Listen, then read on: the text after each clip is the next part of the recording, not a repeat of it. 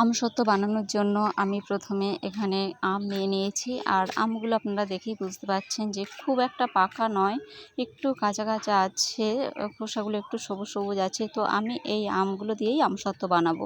তার জন্য প্রথমে আমি আমটা এভাবে কেটে নিয়েছি, কেটে একটা মিক্সির জারে নিয়ে নিচ্ছি। আর আপনারা চাইলে এর ভেতরে কাঁচা লঙ্কা দিতে পারেন, আর যদি পছন্দ না করেন তো বাদ দেবেন। আমি এখানে কাঁচা লঙ্কা দিয়ে দিয়েছি 4 থেকে 5টা, আর দিয়ে ভালো করে পেস্ট করে এই গামলায় নিয়ে নিয়েছি। আমার এখানে 1 গামলা আম হয়েছে আমের পেস্ট। এবার আমি ওই গামলার আমের পেস্টটা একটা কড়াইতে দিয়ে দিলাম। আর এবার গ্যাসটা অন করে কড়াইতে বসিয়ে দেব।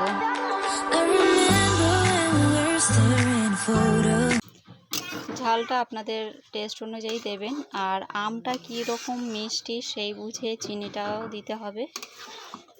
আমাদের আমটা বেশ ভালোই মিষ্টি আছে, আর যেহেতু এটা বাচ্চা খাবে তো খুব ঝালও আমি করব না, এটা টক ঝাল মিষ্টি আমসত্ত্ব হবে।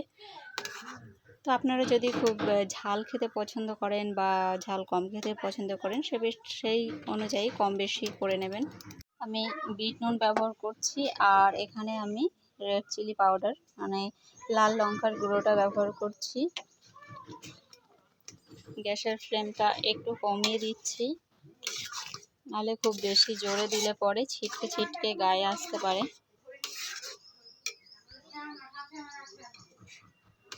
আমটা যেহেতু মিষ্টি আছে আমি চিনি দিচ্ছি না, চিনি ছাড়াই করছি, কারণ আমটা যথেষ্ট মিষ্টি। এবার আমি স্বাদ মতো নুনটা দিয়ে দিচ্ছি, আর দিয়ে দিচ্ছি লাল লঙ্কার গুঁড়ো।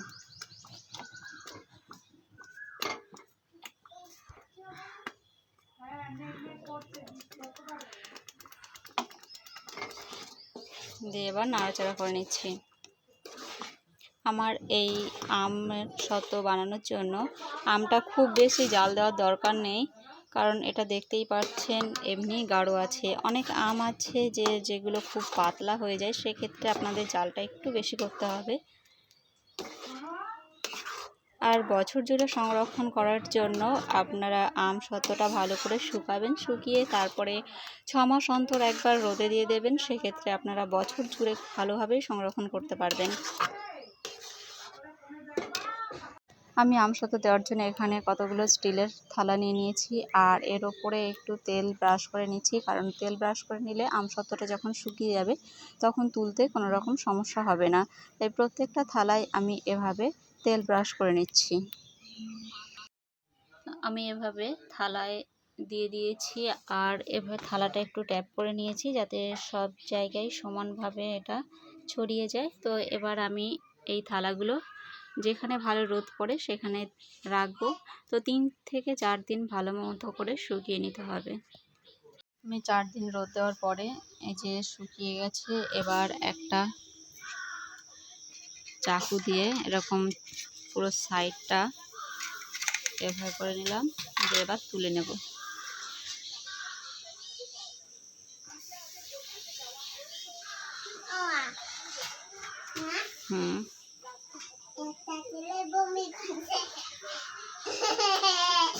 এই দেখুন, আপনারা চাইলে আরও মোটা করতে পারেন, আমি তাড়াতাড়ি শুকাবে তার জন্য এরকম পাতলা করেছি।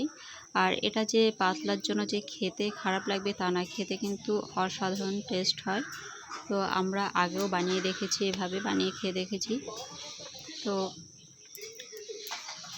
এভাবে আমি প্রত্যেকটা আমসত্ত্ব থালা থেকে তুলে নেব, আর তুলে তারপরে এভাবে আপনাদের পছন্দ অনুযায়ী এভাবে কেটে নেবেন। আমি প্রথমে এভাবে লম্বা লম্বা করে কেটে নিচ্ছি, আপনারা আপনাদের পছন্দ অনুযায়ী শেপে কেটে নেবেন। আর তারপর এভাবে করে কেটে নিচ্ছি, আমি চৌকো চৌকো করে কেটে নেব। আমি বাকি আমসত্ত্বগুলো এভাবে তুলে নিয়েছি, আর একই রকম পদ্ধতিতে আমি আমসত্ত্বগুলো কেটে নেব। আমার আমসত্ত্বগুলো কাটা হয়ে গেছে। এবার আমি একটা কাচের বয়ামে এই আমসত্ত্বগুলো রেখে দেব। আপনারা যদি বছরের পর বছর জুড়ে সংরক্ষণ করতে চান তাহলে 6 মাস অন্তর একবার করে রোদে দেবেন, তাহলেই হবে।